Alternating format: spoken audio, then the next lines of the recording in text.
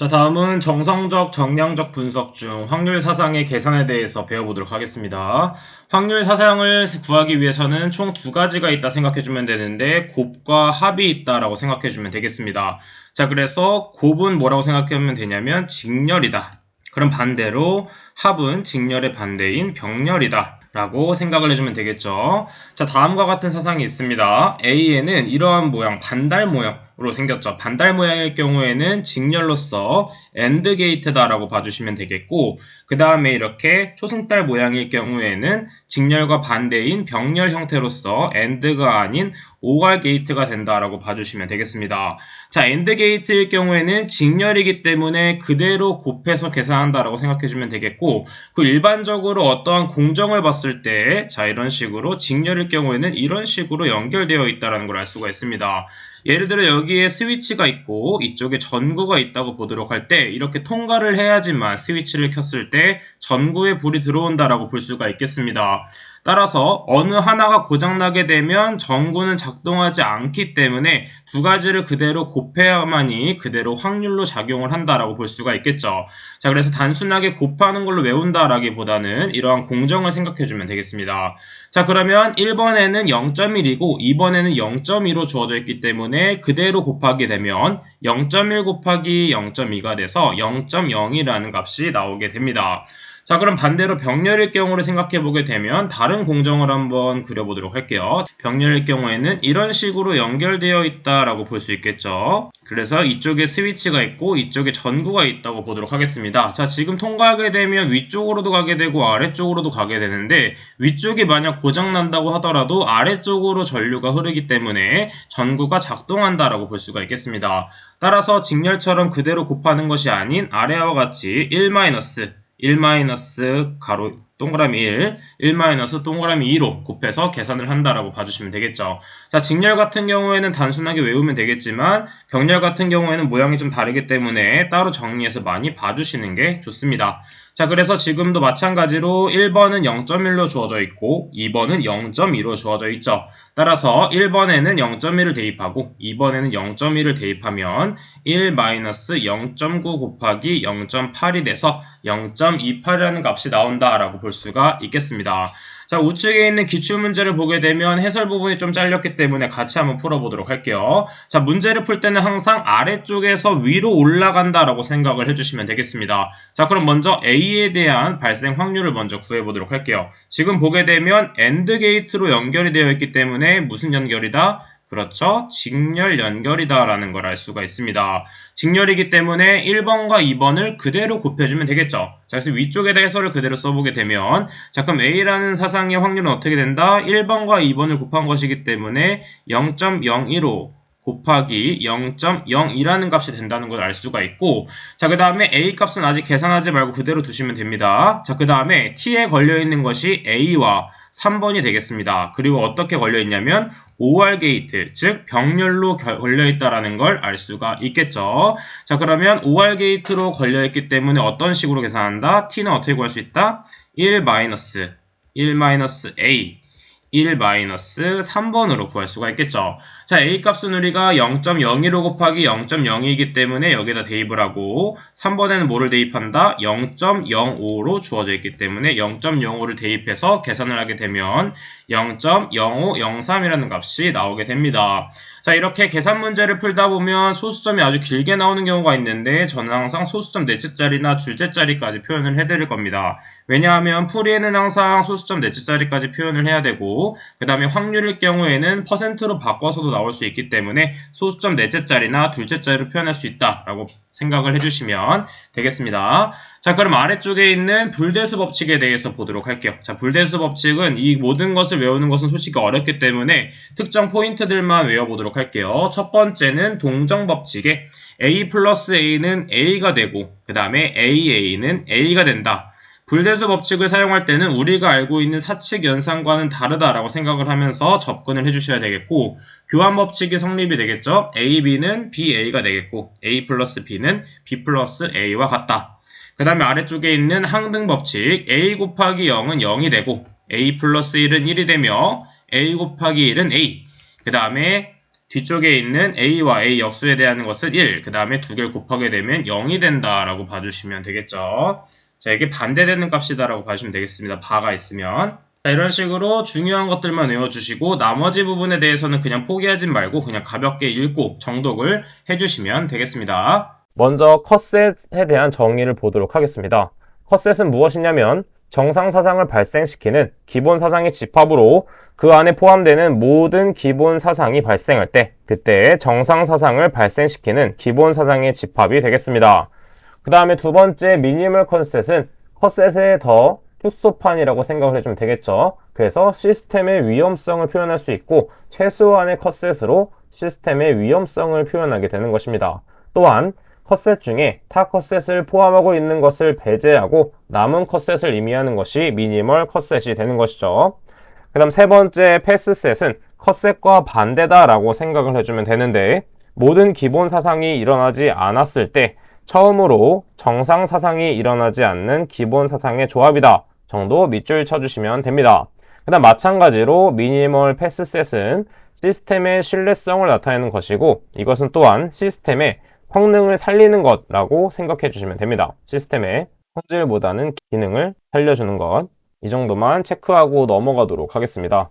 위에서 배웠던 것을 활용해서 컷셋과 미니멀 컷셋을 구해보도록 하겠습니다. 먼저 미니멀 컷셋을 구하기 위해서는 우리가 컷셋을 구할 수만 있다면 미니멀 컷셋을 바로 구해낼 수가 있어요. 자, 그럼 먼저 포인트가 되는 것은 컷셋을 어떤 식으로 구하는지 한번 보도록 하겠습니다. 마찬가지로 이것도 아래에서 위로 곱해서 올라가는 것이기 때문에 먼저 아래쪽 먼저 보도록 하면 A1은 뭐로 걸려있다? OR 게이트. 그 다음에 A2는 AND 게이트로 주어져 있죠. 마찬가지로 AND 게이트는 직렬이기 때문에 그대로 곱하고 OR 게이트는 다른 식으로 곱했다라는 걸 공부를 했었는데 이번에는 그런 식으로 구하는 것이 아니라 컷셋일 경우에는 이러한 집합 모양으로 구해줘야 된다라고 봐주시면 되겠습니다. 자, 그래서 OR 게이트일 경우에는 세로, 그 다음에 AND 게이트일 경우에는 가로로 구한다라고 생각을 해주면 되겠죠. 자, 그래서 AND 게이트는 가로, 즉 t의 값도 AND 게이트로 걸려있기 때문에 t는 가로로 곱한다, 즉 a1 곱하기 a2가 된다라는 걸 알 수 있겠고 그 다음에 a1은 OR 게이트로 세로 모양이기 때문에 x1과 x2가 세로로 돼 있다. 그 다음에 a2는 AND 게이트이기 때문에 가로로 돼 있다라고 봐주시면 되겠죠. 자, 그래서 곱할 때는 어떻게 곱하면 된다? 자, 이것과 x1과 이거를 곱하게 되고 그 다음에 x2와 한 번 더 이걸 곱해주면 되겠죠. 따라서 x1, x1, x3가 되므로 x1이 중첩된다라는 걸 알 수가 있습니다. 중첩됐을 경우에는 한 가지로 바뀌기 때문에 x1 곱하기 x3로 표현할 수 있겠고 그 다음에 순서대로 적게 되면 x1, x2, x3가 됩니다. 따라서 컷셋은 어떤 식으로 표현할 수 있다? x1, x3 가로 그 다음에 x1, 2, 3으로 볼 수가 있겠죠. 자, 그럼 미니멀 컷셋은 무엇이다? 최소값이 된다라는 걸 알 수 있기 때문에 먼저 가장 작은 값이라고 볼 수 있는 x1, x3가 우측에 있는 값에 포함되어 있는지를 파악해 주셔야 됩니다. 자, 그럼 보게 되면 x1과 x3가 가로에 포함되어 있기 때문에 이것은 중첩되는 것이기 때문에 날라가서 미니멀 컷셋에는 x1과 x3만 남게 된다라고 볼 수가 있겠죠. 만약에 여기서 x1, 2, 3가 아니라 x1과 x2였다면 x1과 x3가 같이 연결되어 있는 것이 아니라 x1, x2로 다른 값이기 때문에 미니멀 컷셋은 컷셋과 같은 값을 나타낼 수 있다라고 볼 수가 있게 되겠죠. 자, 이런 식으로 볼 수 있겠고 그 다음에 패스셋과 미니멀 패스셋은 반대로 계산한다라고 생각을 해주면 되겠습니다. 자, 그럼 어떤 식으로 반대로 계산하냐? 컷셋처럼 똑같이 계산할 건데 컷셋의 표에서 완전 다른 모양으로 바꾼 후에 계산을 하겠다라고 생각이 좀 되겠습니다. 자, 그럼 보게 되면 일반적으로는 AND 게이트지만 이것을 OR 게이트로 변경. 마찬가지로 A1은 OR 게이트이지만 AND 게이트로 변경하며 A2는 AND 게이트지만 OR 게이트로 변경해서 계산해 보도록 하겠습니다. 자, 그럼 보게 되면 전체적으로 걸려있는 게 OR 게이트이기 때문에 세로로 계산한다라는 걸 정리해 줄 수 있겠고 그 다음에 A1은 AND 게이트로 바뀌었기 때문에 가로 그 다음에 A2는 OR 게이트로 바뀌었기 때문에 세로로 된다라고 볼 수 있습니다. 자, 지금 보게 되면 양쪽으로 곱하기 위해서는 가로로 곱해졌어야 됐는데 지금 모두 세로로 나와 있죠. 자, 세로 나와 있다는 것은 그 값과 여기에 1이 생략되어 있다라고 봐주시면 되겠습니다. 자, 그래서 일반적으로 곱하기를 생각했을 때 1이 있다라고 봐주시면 되겠죠. 자, 그래서 그대로 값이 내려온다라고 봐주시면 되겠습니다. 따라서 x1, x2가 내려오고 x1과 x3가 내려온다. 따라서 패스셋은 뭐다? x1, 그 다음에 x3, 그 다음에 x1, x2가 되겠습니다. 지금 보게 되면 마찬가지로 미니멀을 구하기 위해서는 중첩되는 것이 무엇인가 파악을 해줘야 됩니다. 그럼 x1 먼저 보게 되면 x1과 x3는 겹치지 않기 때문에 x3는 살아난다라는 걸 알 수 있겠고, 그 다음에 x1과 x2 중에서 x1이 중첩되어 있는 부분이기 때문에 날라가서 미니멀 컷셋은 x1과 x3가 된다라는 걸 파악해 볼 수가 있겠습니다. 자, 이런 식으로 계산을 해주면 되겠죠. 다음 보도록 하겠습니다. 신뢰도 부분은 필기에서도 많이 출제되지만 실기에서도 많이 출제되는 부분이기 때문에 풀이 방법을 반드시 알고 계셔야 됩니다. 그럼 두 가지가 있는데 먼저 직렬 부분 보도록 할게요. 직렬은 어떤 식으로 신뢰도를 구할 수 있냐면 첫 번째 신뢰도 곱하기 두 번째 신뢰도로 구할 수가 있습니다. 직렬이라는 것은 말 그대로 일자로 계속 연결되어 있는 것이기 때문에 기차를 생각해주면 돼요. 그래서 만약에 신뢰도가 두 개가 있는 것이 아니라 3개, 4개가 있다면 R2 곱하기 세 번째 신뢰도를 곱해주면 되고, 마찬가지로 4개가 주어져 있다면 네 번째 신뢰도, 이런 식으로 계속해서 신뢰도를 곱해서 계산하는 것이 직렬 방법입니다. 그 다음 두 번째 병렬 방법이 있습니다. 병렬 방법은 조금 특이하기 때문에 반드시 따로 적어서 암기한다고 생각을 해주면 돼요. 전체를 1로 보았을 때 1- 신뢰도 곱하기 1- 신뢰도를 내서 구할 수 있고, 이것도 마찬가지로 3개, 4개가 주어졌을 경우에는 1-R3, 그 다음에 1-R4 이런 식으로 계속해서 늘려나가면 됩니다.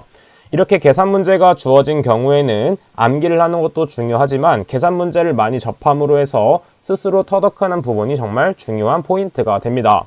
우측에 있는 기출문제를 한번 풀면서 직렬 부분이 무엇인지 한번 보도록 할게요.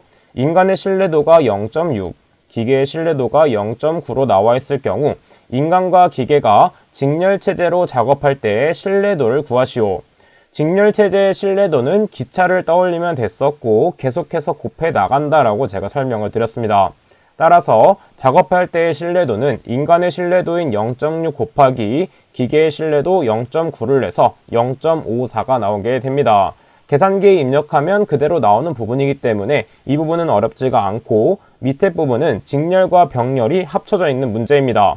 그래서 복잡하다고 생각할 수가 있는데 차근차근 풀다 보면 쉽게 풀 수 있습니다. 한번 같이 풀어보도록 할게요. 먼저 부분적인 섹터를 나눠주는 게 좋습니다. 지금 보게 되면 0.75는 직렬로 그대로 연결되어 있기 때문에 한번 자르고, 그 다음에 가운데 부분은 병렬로 연결되어 있고 뒤에 있는 0.75는 직렬로 연결되어 있는 것을 알 수가 있습니다. 그래서 우리가 복잡한 부분은 이 가운데 부분을 어떻게 해결할까를 생각해주면 되는 것이에요. 지금 병렬 중에서도 0.8과 0.8은 직렬로 연결되어 있기 때문에 직렬 구하는 공식인 0.8 곱하기 0.8에 해당된다 봐주시면 되고, 세 번째 줄도 마찬가지로 0.8 곱하기 0.8로 생각해주면 되겠습니다. 자, 공식을 그럼 어떤 식으로 풀어야 되냐면 먼저 직렬인 0.75를 그대로 대입해주고, 그 다음에 가운데 있는 부분을 하나의 큰 통이라고 생각해 본다면, 가운데 있는 것을 큰 통 A라고 본다면 0.75 A 0.75는 직렬로 연결되어 있는 것을 알 수 있습니다. 따라서 0.75 곱하기 A 곱하기 0.75로 나타낼 수가 있는 것이죠. 자, 그럼 A는 병렬이기 때문에 어떻게 구할 수 있는지 한 번 더 체크해 보도록 하겠습니다.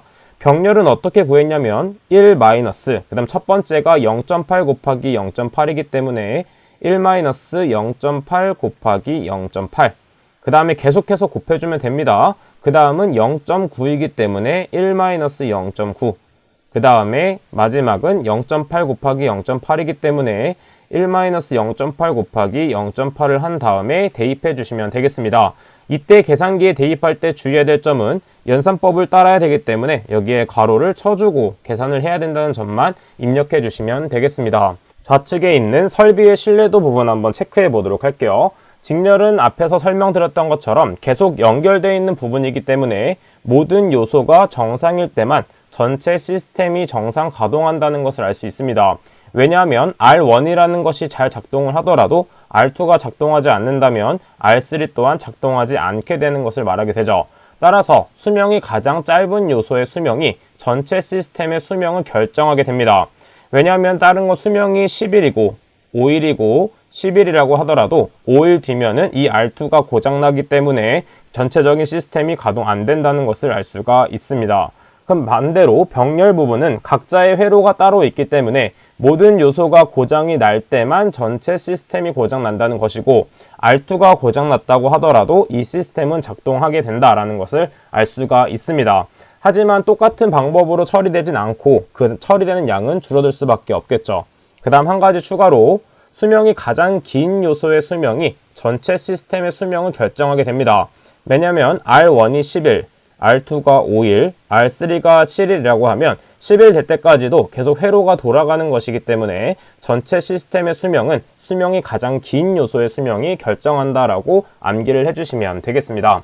자, 여기서 추가적으로 한 가지 문제만 더 풀어보도록 할 건데 어떤 문제가 있냐면 지금은 신뢰도에 대한 문제를 풀어봤지만 실패 확률에 대한 문제도 나오게 됩니다. 실패 확률. 실패 확률은 어떻게 구할 수가 있냐면 전체에서 신뢰도를 빼주면 된다라고 생각을 해주면 됩니다. 자, 그럼 예를 들어서 신뢰도가 0.95인 A가 있었고 그 다음에 BC가 0.9로 연결되어 있다고 보도록 하겠습니다. 0.9로 연결되어 있다고 했을 때 밑은 B가 아니라 C로 볼게요. 자, 그럼 먼저 실패 확률을 구하는 방법은 신뢰도를 먼저 구하는 것이기 때문에 신뢰도는 어떻게 구할 수 있냐면 1 마이너스 어떻게 구할 수 있죠? 지금 다시 보면 직렬이 0.95이기 때문에 0.95 그 다음 곱하기 0.9와 0.9는 병렬로 연결되어 있는 것이기 때문에 어떻게 구해야 되냐면 1 마이너스 그 다음에 1 마이너스 0.9 그 다음에 1 마이너스 0.9를 곱해주면 되겠습니다. 그래서 R값이 몇이 나오냐면 0.9405 값이 나오게 되고 최종적인 실패 확률은 R값에 0.9405를 대입하면 되기 때문에 0.0595라는 값이 나오게 되는 것입니다. 신뢰도를 구하는 것도 중요하지만 실패 확률을 구하는 문제도 출제되기 때문에 전체에서 신뢰도를 빼준다 정도만 생각하고 넘어가 주시면 되겠습니다.